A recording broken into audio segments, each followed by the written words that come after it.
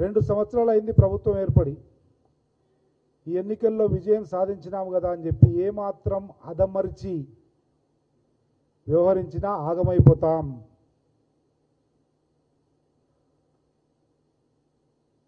ఈ మంచి వాతావరణాన్ని, ఈ సమిష్టి కృషిని ఇదే అదనుగా చేసుకొని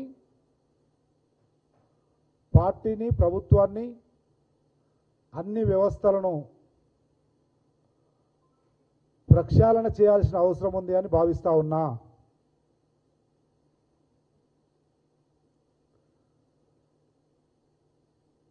ఐదు సంవత్సరాలకు ఒకసారి జరిగే ఎన్నికల్లో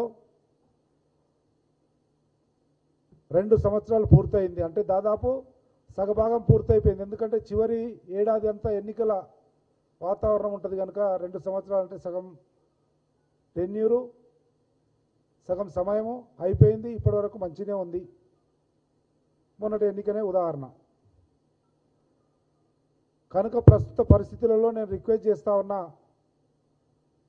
కింది స్థాయి నుంచి కాంగ్రెస్ పార్టీ నుంచిలో ఎన్ఎస్ఏ కార్యకర్త నుంచి ఎదిగి ఏఐసిసి కార్యదర్శి వరకు శాసనసభ్యుడిగా పనిచేసిన అనుభవంతో గౌరవ ముఖ్యమంత్రి రేవంత్ రెడ్డి గారిని,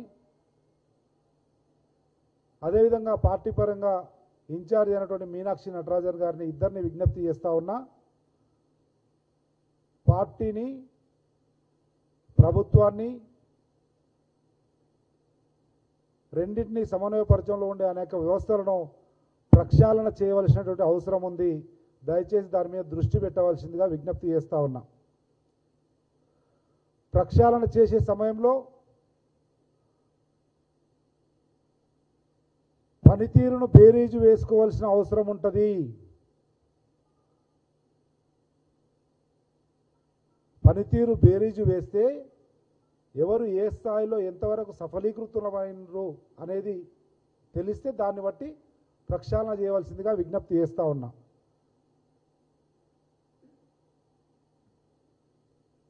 Revamp and reconstruction the whole system, whether it is party, government or involved other arbitrary functionaries అంటున్నా. ఎందుకంటే 42 లక్షల మంది ఈరోజు కాంగ్రెస్ పార్టీ సభ్యత్వం తీసుకొని 2 సంవత్సరాల క్రితం జరిగిన ఎన్నికల్లో ఆ రోజు పిసిసి అధ్యక్షులుగా రేవంత్ రెడ్డి గారి నాయకత్వంలో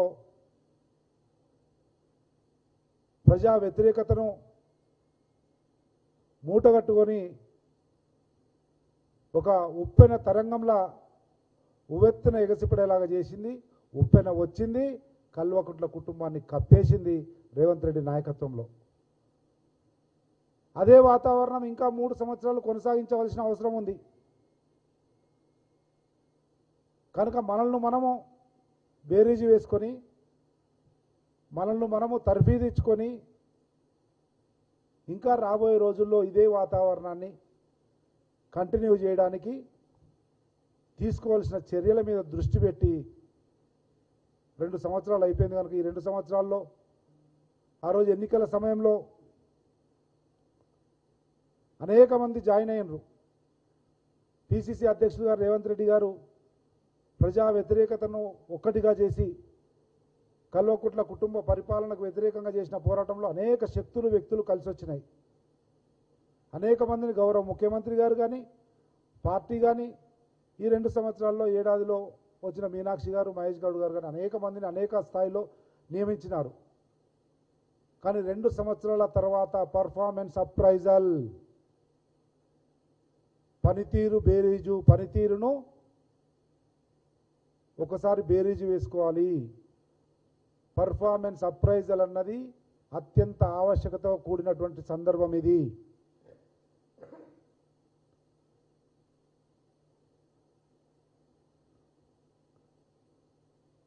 ఎందుకంటే ఆ రోజు అనేక వ్యక్తులను, శక్తులను కూడగట్టుకోవాలని అనేక మంది వచ్చిండ్రు. ఈరోజు అనేక స్థాయిల్లో పనిచేస్తూ ఉన్నారు. ఒక కాంగ్రెస్ వాదిగా చెప్తా ఉన్నా, చనిపోయే వరకు కాంగ్రెస్ పార్టీలోనే ఉండేవాడిగా చెప్తా ఉన్నా. ఆ రోజు ఎన్నికల సమయంలో రేవంత్ రెడ్డి నాయకత్వంలో పెద్ద ఎత్తున వచ్చిన ఉప్పెనలా వచ్చిన కాంగ్రెస్ ప్రభంజనంలో గెలుస్తామనో అధికారం వస్తుందని వచ్చిన వాళ్ళు ఉంటారు. మళ్ళీ రేపు 2-3 సంవత్సరాల తర్వాత పరిస్థితులు మారితే ఎక్కడుంటారో ఏమవుతారో తెలియదు.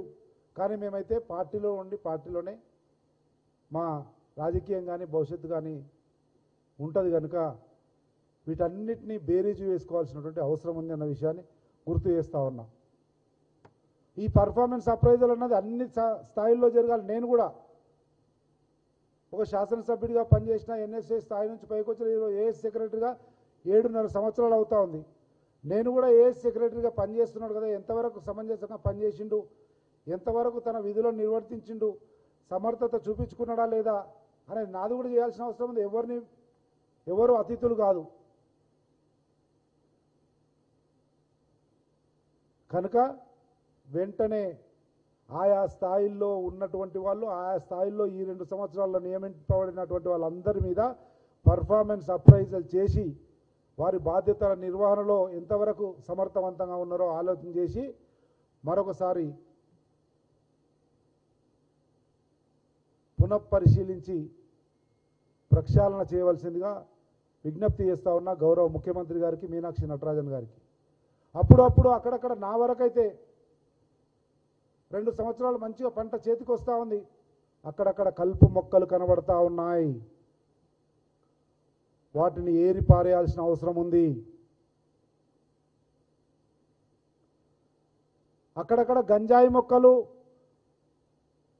కనబడుతున్నట్లు అనుమానం కలుగుతూ ఉంది. అటువంటి గంజాయి మొక్కలను కూడా